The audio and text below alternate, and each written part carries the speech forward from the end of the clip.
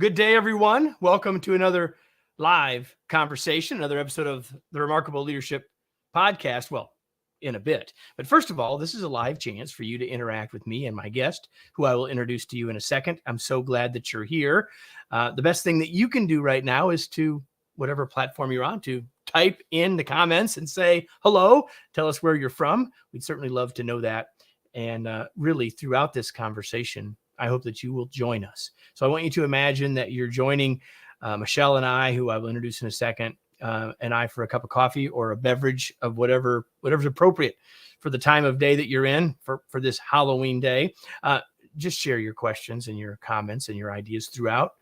They'll certainly make for a better conversation and eventually for a better episode of our podcast, which, if you haven't been with us, yes, part of this will eventually become an episode of the Remarkable Leadership Podcast. You can learn more at remarkablepodcast.com. But none of what I've just said will be on that episode. That wouldn't make any sense. So what I'm going to do instead is do a countdown, and that's where we will actually start, make the recording happen for that later. Okay. So enjoy, engage, share your questions and comments throughout. I'll incorporate as many of them as I can.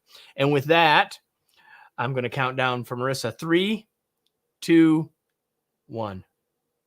As the world changes, must leaders change? And if so, what do those changes need to look like? And even if you know what those changes are you able to make them, willing to make them? That's why we're here, to talk about the shifts that are happening as leaders and what we need to do to make them happen for ourselves. Welcome to another live episode of the Remarkable Leadership Podcast. Yes, this started out as live. So if you're listening to this podcast, you could have listened much sooner, engaged in it, been a part of it on your favorite social channel. And so you can get future live episodes and interact with us in that way by joining our Facebook or LinkedIn groups to get all of that information.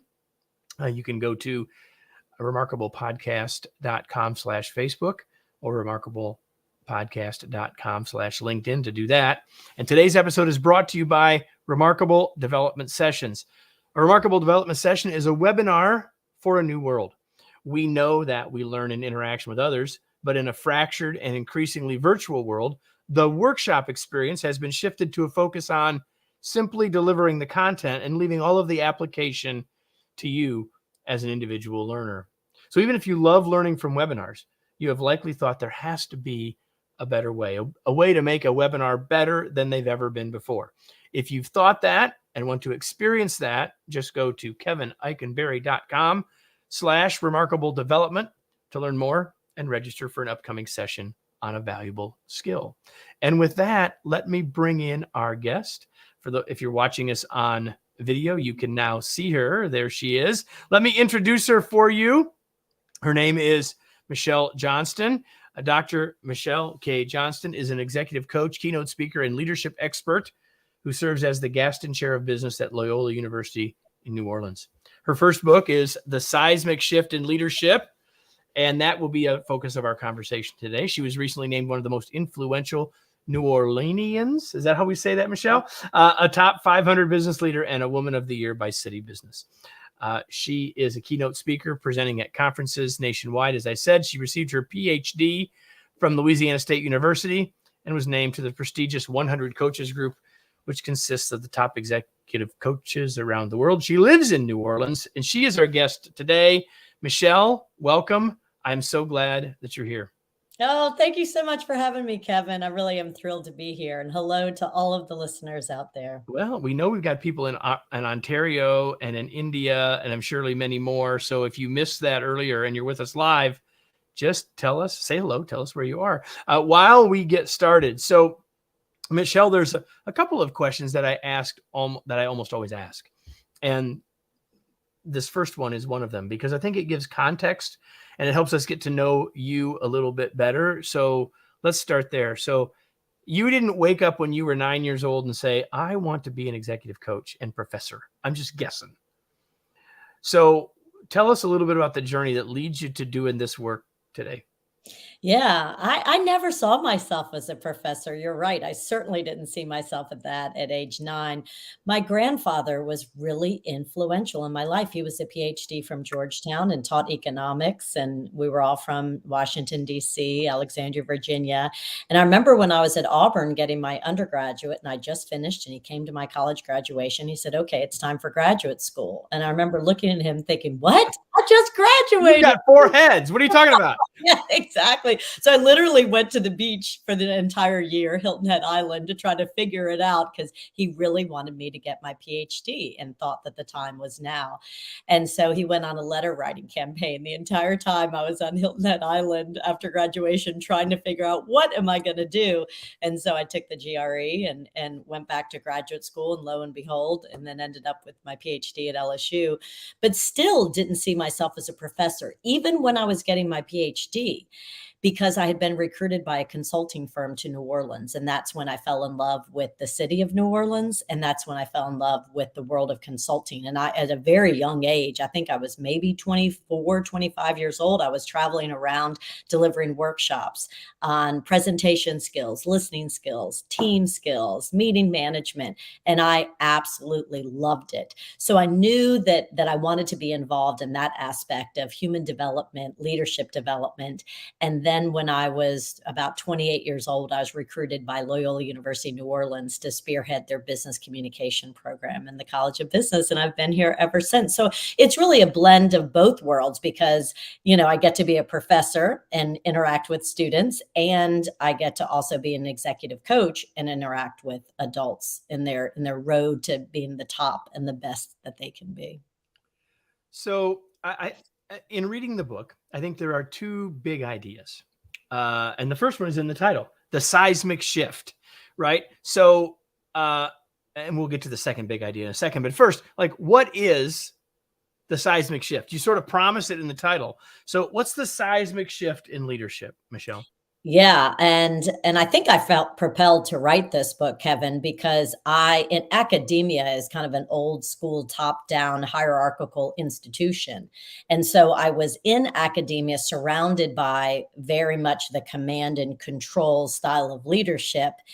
And that's how I had been raised. And I'm executive coaching, so I see leaders who are still subscribing to that style, and I'm seeing them getting pushed out of the organization. And I'm seeing the professors who also believe that it was top down. You go in and you lecture for 3 hours with a chalkboard and a piece of chalk, and you don't involve the students at all. It was just, I just saw there was a seismic shift going on. And it really took meaningful connection in this day and age. And this was my thesis before the pandemic. And then I was about to publish the book in March of 2020. And the whole seismic shift was it's no longer about leading with power and control and just do it because I said so. And work is supposed to be work. And I don't care about you and your personal life. Just show up and do your job. And I realized, okay, that's not working anymore. It is all about meaningful connection. You have to build connection and focus on the relationships with your people. And now it's March 2020. I'm about to send my book off to the publisher. The entire planet Earth is disconnected, and I just wrote a book on connection. So I called my publisher. I said, please, I cannot publish a book on connection when none of us are connected right now. I've got to figure out how to connect in a disconnected world. So I went back because I had interviewed 18 leaders from around the world. I went back, interviewed half of those leaders in the middle as their CEOs, right, trying to respond to, running their organizations in the middle of the pandemic. And that's when I learned the richest material for how to connect in this day and age. So the book was just published in February 2022, right when we were coming out of it. And honestly, Kevin, the seismic shift is applicable because I think everything's a seismic shift right now. I think as humans, we're rethinking everything. And we have to. If not now, then when? So you've now hinted, everybody, at the second big idea of the book, and that the book is about connection. In fact, the subtitle of the book is How to Thrive in a New Era of Connection. And now that all makes more sense to us as Michelle, as you told us the story. So you talk about connection in 3 areas, and I'm going to sort of dive into several of those things, but just real quickly, tell us about the 3 areas of connection that you think we ought to be thinking about as leaders? Yeah. So I also want your audience to know that I wasn't this person who came out of the womb, brilliant at connection. I had grown up surrounded by command and control. And so I started leading my MBA classrooms with command and control, and then realized, whoa, I didn't have a connection with my students at all. As a matter of fact, I intentionally had a wall up. I'm the professor, you're the student. There is no connection, right? And I don't remember where this came from, but in higher education, at least our dean at Loyola was saying, you know what, we need to flip the classroom. We need to make it so that the students, now that they have access on their phones to everything, we need to make it so that they do all of the reading on their own, and don't, professors shouldn't walk into a classroom and just go through a PowerPoint presentation on the chapter of a textbook. That's not learning. That's not teaching. And so flipping the classroom was, let's flip it. They do all the reading. And then when they come into the classroom, it's an engaged environment with role plays, group exercises, interactive dialogue. So that was the first hint that things needed to be flipped. And now that's what I'm seeing in the workplace, Kevin, is, as a matter of fact, Juan Martin, who's in my book, he's the global president of Kind Bars. I just interviewed him again. And I said, Juan, what are you doing now to connect? And because everyone in his organization is still hybrid. So Mondays and Fridays, they're at home. Maybe they'll come to the office Tuesday, Wednesday, Thursday in Manhattan in their corporate offices. I said, how are you connecting? He said, well, on Mondays and Fridays, we want them in front of their computers at home doing their work. But when they come into the office, it's a highly engaged, interactive experience. So I was learning more and more about what connection meant and kind of the new rules. And you're right. I learned through all these interviews that there are 3 necessary levels of connection. First, you must be comfortable in your own skin and connected to yourself and your journey and your story, who you are, what your strengths are, what your superpowers are, what your blind spots are. That takes a lot of work, a lot of reflection, but it is the foundation of connection, is that connection with yourself. And then level 2 connection is what I was just referring to. How do you connect with each other in this hybrid work environment? How do you connect on Zoom? How do you use the breakout groups? We can't. It's not business as usual. So I found all these great strategies. I just learned one yesterday from a guy that I interviewed up in New York. He said, I'm now doing walking meetings in New York. He said, if people want to meet face-to-face, meet me in Central Park and we'll take a walk for an hour. And he said, it's the best thing I've ever done. So again, that's a reimagining, a rethinking of how we're connecting with each other. And then the third level of connection is connection with the organization, which is owning your rhythm, your calendar, and figuring out your key stakeholders and what it's going to take to be successful and how you connect at that organizational level. So there are the 3 levels. I've got several things I want to talk to Michelle about, but if you're with us live, if you've got questions, if you've got comments, this is your chance. So be sharing those. We'll try to engage those and insert those as much as we possibly can. Hope you'll do that. So Michelle, one of the things that you talk about in the book, and it relates to connection with ourselves, right? That I think is worth us thinking about, and especially because you have a PhD in communication, I think this is useful for us to talk about. And that is the whole issue of communication style. And you talk about it some in the book, but I really want to get at, from your perspective, like, what should we do with that as a leader? How should we think about and use, understand, apply the idea of communication style as a leader? Yeah. So when I went on my first sabbatical, one of the true benefits of being a professor, of being a tenured professor, is every 7 years you can go on a sabbatical. And they literally tell you, or at least at Loyola they do, go away. We don't want to see you on campus. You're not going to teach. You're not going to advise. Don't participate in meetings, and contribute something. Develop something in your field that's meaningful. So my first sabbatical, I developed an assessment called the Communication Preference Profile. Why? Because I realized, consulting and coaching with leaders, you have to understand your defaults. How do you, even in just normal circumstances, how do you show up as a leader? How do you prefer to communicate? And what I found is that there are 4 different ways to communicate. You're either a people communicator, where you really are in tune with the emotions, the nonverbals, making sure there's a real connection and relationship before you get down to business. Or you're a high action communicator, where you speak results and you listen for what needs to get done next. So you're all about, you love checking things off of your list. You're about accomplishment and tasks in how you communicate.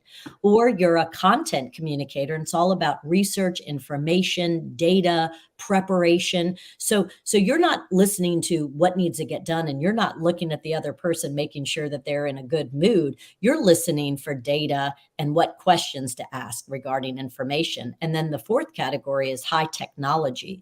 And these are the types of people who are more aligned with introversion, according to the Myers-Briggs. They would rather just take their phone and accomplish it via a text, or if you're on Slack, or send an email, but they don't necessarily need to meet face to face. Efficiency is what drives them. So that was years ago. Once I really understood communication style, then I started realizing that is so much a part of connection, because you can't really build your team and make it a cohesive team if you don't have a shared language and understanding of how your teammates show up and how they prefer to communicate. And so I often, after I bring executive teams through this assessment, the process, I said, how about, putting in your signature in your email, Michelle Johnston, people and action communicator, just so that people can understand how to even send emails to get your attention. So if you're a high action communicator and you're the head of the division, it would be really good for your people to know that they need to send you an email in bullet points and tell you what they need you to do. And that's how you communicate and will respond. Don't write. I'll never forget. I had this high people person and this high action person, and they couldn't figure out how to get along, because the high people would write, he would call it war and peace in an email. I mean, everything. And the high action wouldn't even respond, because he's like, what do you want me to do with this? Right. So I think communication style and owning your style is so important. Gotcha. Michelle on LinkedIn asked a really good questions, worth our conversation, probably worth an entire show. She would like to learn how to engage virtual culture in team meetings. And so I think specifically she's asking for some recommendations for facilitating virtual team meetings. I have lots that I could say about that, Nicole, but I'd love to hear, Michelle, what you've got to say about absolutely. What you have to say about that. So I learned from the best. I was so lucky during the pandemic to be a part of the 100 Coaches organization, and led by Marshall Goldsmith. And so he curated the top executive coaches from around the world. And every Monday we'd have a global call, and we had people from India and Russia and France and Africa, all over the world, and me in New Orleans. And Marshall would facilitate. Which is like another foreign country, just saying. Well said. a lovable foreign. I didn't say anything negative about it. I just said it's its own place. That's all I said.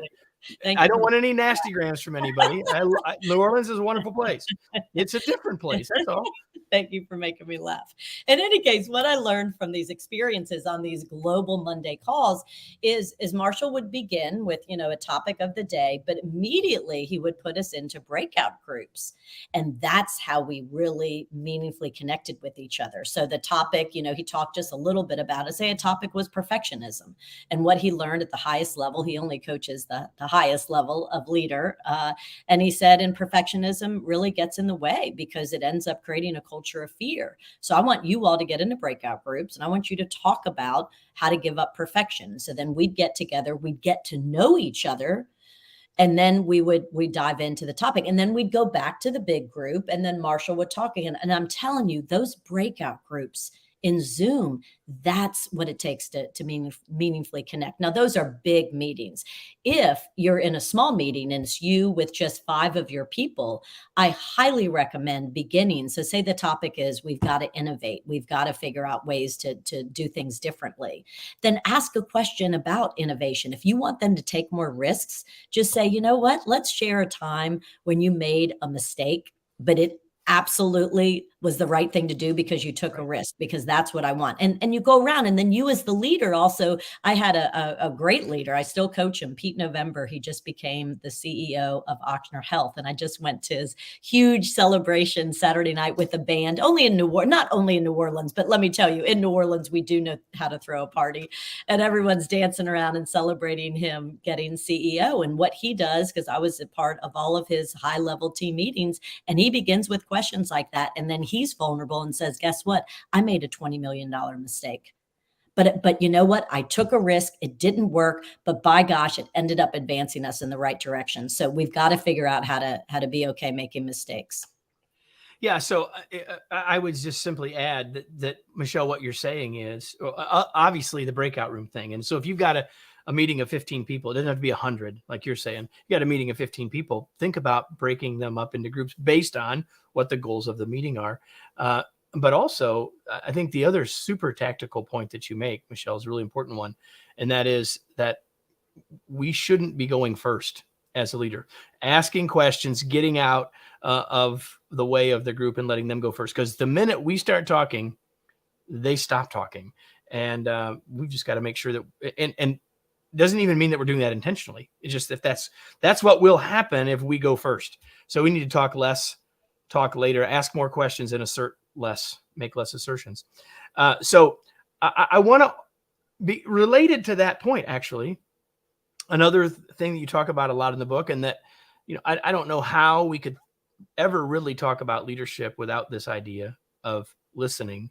And obviously we've all been in sessions about listening and all those sorts of things. But what would you say today as we're having this conversation, in the latter half of 2022? What's something that we as leaders ought to be thinking about to use listening to help us be better connected? I can give you two good examples. Going back to the Pete November, as he just, became the CEO of 36,000 employees, we talked about what's the first thing he needs to do, and he needs to go on a listening tour. And so he's already been around the region, just listening in small group sessions, getting as close to the front line as possible to truly understand what he's inheriting, what the feelings and fears are, what's working, what's not working. So whenever you're a new leader, I highly recommend going on a listening tour.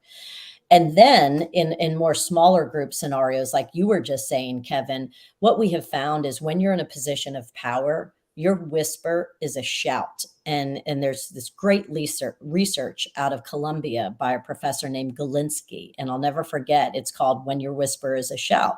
And you can be the leader of a division and walk through, if you're actually in the office, and all you have to do is say to one person as you're walking through, Amy, come, I need to see you at 2 p.m. And you walk away, your whisper is a shout. Amy immediately interprets it negatively and she thinks she's going to get fired. Because by the way, don't ever do that whisper on a Friday afternoon. You just ruin someone's weekend. Exactly. Your whisper is a shout. So you really have to be super aware as the leader to provide a context. Don't just send a text saying, call me, because again, that freaks somebody out. Don't ask for send a text saying, hey, I need the results of the project you're working on. And then that person immediately sends everything and then you never respond. So again, it goes back to communication. You've got to, I call it, Brene Brown had to be clear is to be kind. And I changed it for my clients. And I said, to respond is to be kind. Because so many of my leaders, they were like, Michelle, I read everything. I just don't have time to respond. Well, if you read it, you do have time to respond. All you need to say is, got it. Okay. Thank you. But let them know, right?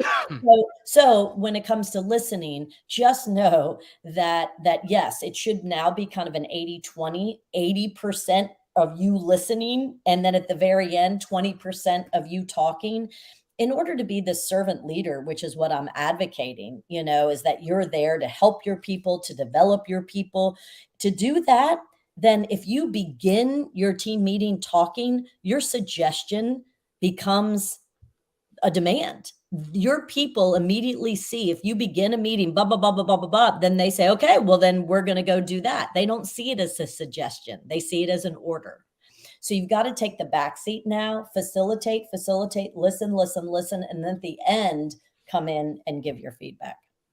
So everybody, when Michelle says the word facilitate, we all hear that word. And I actually know some people that they're tired of hearing that word.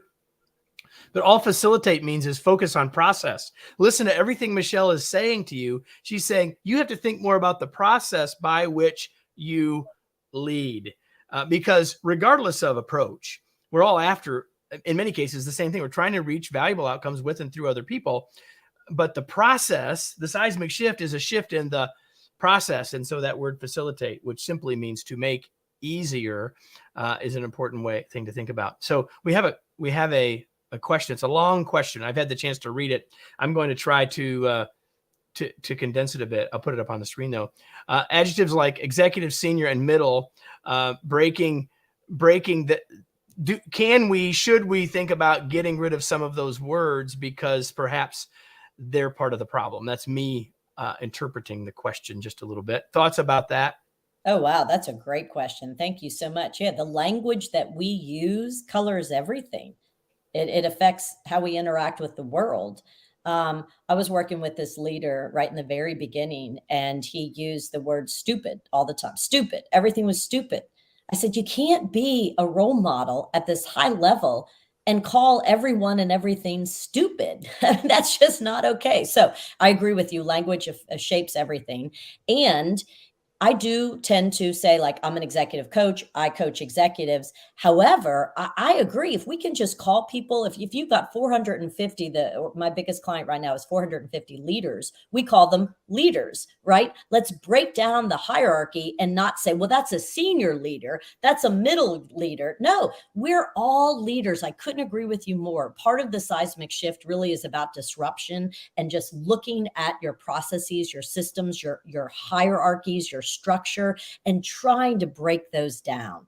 Because the more you empower your people and say, I trust you, I believe in you. And that's what I'm learning too, is the definition of connection is, do your people feel seen, heard, valued, appreciated? So after you have a meeting with them, really think about that. Did I do a good job making sure that those people on a Zoom or in person, if you're lucky, right? Did they feel seen, heard, valued, appreciated? Because if they did, man, connection drives everything. You will get the results you're looking for if you focus on true connection with your people. I was just at that party, the big throwdown Saturday night for Pete November, and one of his friends flew in from Atlanta, and he's the managing partner of a law firm.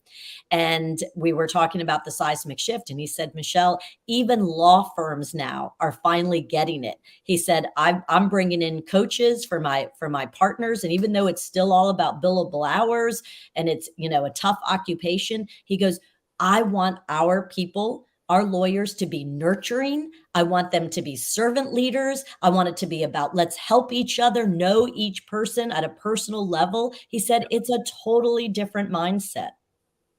Connection, everybody. So the third area is the connection with organization. I think that conversation that we just had helps us get there. There's lots more that we could talk about. But before we start to round the corner and finish this conversation out, Michelle, my question would be, what didn't I ask? Is there something we didn't talk about that you wish we would have? Anything at all that you feel led to share before we start to wrap up? Yeah, the more I'm really learning, I continue to be fascinated by connection and how to do it, what strategies.